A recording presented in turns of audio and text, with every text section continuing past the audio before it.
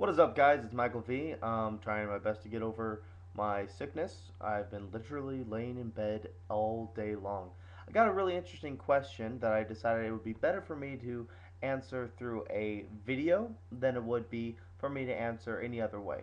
And the question was um, Mortal Kombat, NetherRealm Studios is going to be releasing a complete collection for Mortal Kombat, which or complete edition.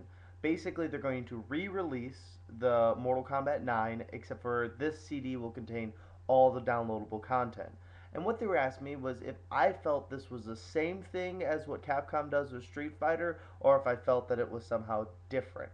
I am going to go ahead and say that I do think what they are doing is very different. Um, the reason why I think it's different is they aren't pretending that they're making a new game, and they aren't charging people who already own the game and splitting up the community. I'll explain that in a second. Basically, whenever Capcom releases a Street Fighter, they create a community, okay? So here's a group of people who all bought Street Fighter 4. And then when they come out with Super Street Fighter 4, you split that community in half, with half the people who aren't going to buy it and the other half of people who are going to buy this new edition.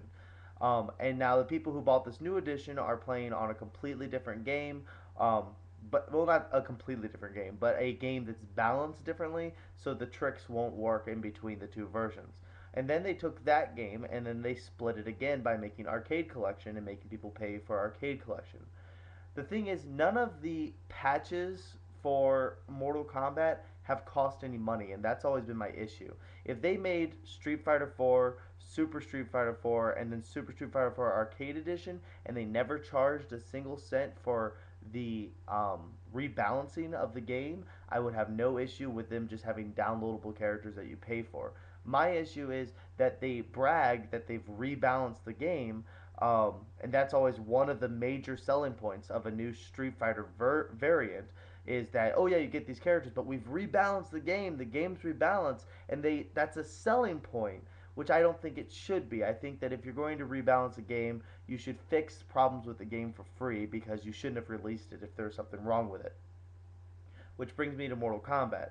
Mortal Kombat, when it first came out, was a broken mess. Now, I predicted that it was going to be a broken mess forever ago. I don't think I ever put it on YouTube, but I always told my friends the Mortal Kombat team has never made a tournament game, Um, so what? Why would they suddenly just be masters at making a perfectly balanced fighting game? Mortal Kombat's never been balanced, and so I didn't think it was going to be balanced upon release. And it wasn't. It was very broken, very messed up. And then they came out with then they started doing the hot fixes and the patches and all the other things. And as they've done it, the game has become more and more balanced. Now, some people have become overpowered throughout the balance, such as Cyrax and um, Jax. If anybody here thought Jax sucked, I really suggest that you take some serious time in the training room with him, because he's very powerful right now. So they did all this balancing, but the main thing is they did it for free. The balancing was completely free. Now, for people who have not yet bought Mortal Kombat, they can buy this new complete edition.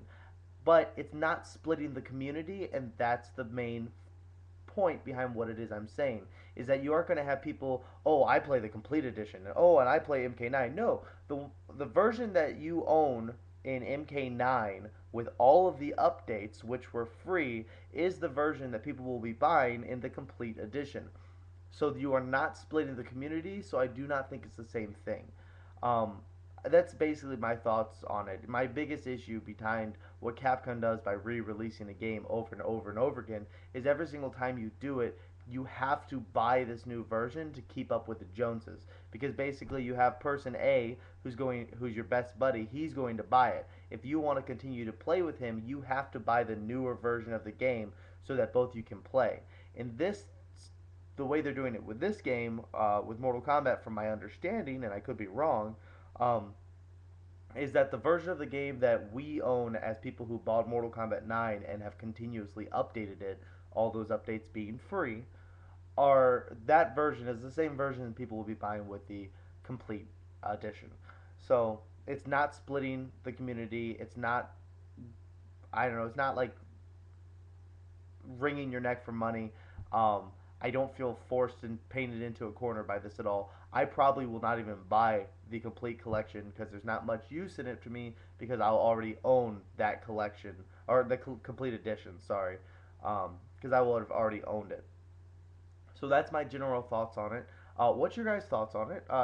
Just go ahead and comment below if you think that them releasing essentially a Game of the Year edition of the game is a bad thing. If you think it's different than what Capcom does, where they release Street Fighter, Super Street Fighter 2 Turbo, or if you think it's the exact same thing.